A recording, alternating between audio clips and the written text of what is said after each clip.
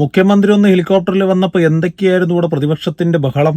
ഇപ്പൊ ഒരു UDF ഒരു പരിപാടി നടക്കുന്നതിന്റെ ഒരു ഭാഗമായിട്ട് ഇപ്പൊ നിലവിൽ ഇതാ വന്നു നമ്മുടെ VD സതീശൻ ഹെലികോപ്റ്ററിൽ വന്നിറങ്ങി.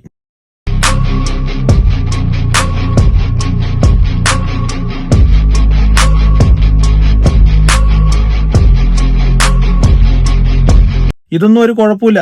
പക്ഷെ മുരളീധരൻ പറയുന്നത് അതെങ്ങനെയാണ്? ആവശ്യ കാര്യങ്ങൾക്ക് ഹെലികോപ്റ്റർ എല്ലാവരും ഉപയോഗിക്കാറുണ്ട്. അതൊരു തെറ്റായിട്ടൊന്നും ഞാൻ കാണുന്നില്ല.